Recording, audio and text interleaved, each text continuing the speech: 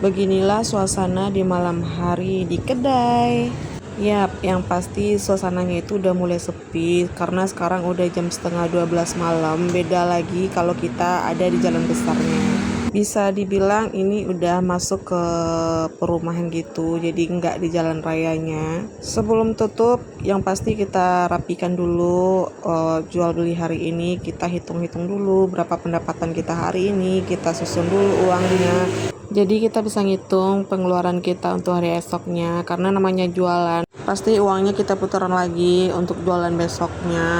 Kita berdua lagi sama-sama ngitung, yang aku lagi ngitung pendapatan di konter dan Pak Su itu ngitung pendapatan dari kita minum jualan, karena aku sama Pak Su itu nggak pernah mencampur adukan antara uang konter dan uang minuman, jadi hitungannya itu pasti berbeda. Nah, pendapatan dari jual minuman itu pasti nanti kita putaran lagi untuk perlengkapan atau keperluan jualan minuman. Sementara penjualan dari konter bakalan kita putaran lagi untuk kebutuhan atau modal untuk kita jualan konter lagi. Setelah kita selesai ngitung semuanya, Pak Su itu lagi lihat apa aja yang akan dibeli.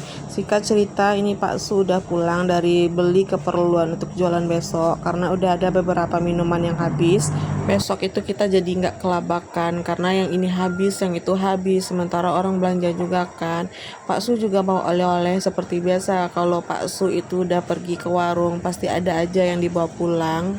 Sebenarnya kalau ngemil malam itu udah nggak boleh ya, cuman gimana ya, kalau kita begadang itu pasti bawaannya itu lapar. Di sini Pak Su masih ngecek apa aja yang habis atau yang nggak habis. Seperti teh ini, kita sisa teh yang nggak habis itu kita nggak pernah simpen, pasti kita buang. Nggak pernah kita jualkan kembali untuk besoknya. Untuk jualan besok kita pasti bikin yang baru. Sembari beberes, aku dan Pak Su itu saling cerita. Katanya tadi dia itu hampir kecelakaan lagi. Sebelum lebaran kemarin, Pak Su itu juga kecelakaan yang mengakibatkan kaki, pergelangan tangan, sama muka Pak Su itu lecet. Ini pun rasa sakitnya itu baru hilang. Tiba-tiba tadi mau pulang kerja, hampir kecelakaan lagi. Hampir ya bun, tapi mengakibatkan pergelangan tangan Pak Su yang kena kecelakaan pertama itu sakit lagi akibat menahan beban dari motornya. Pak Su cerita kalau ada mobil yang tiba-tiba nyeleweng gitu bud.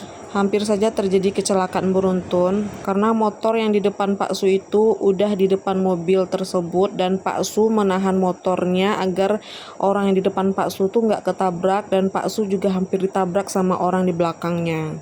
Gak kerasa beberesnya udah selesai dan tiba-tiba hujan turun bun, padahal dari siang itu panas. Karena hujan turun, maka kita lanjut tutup aja bun.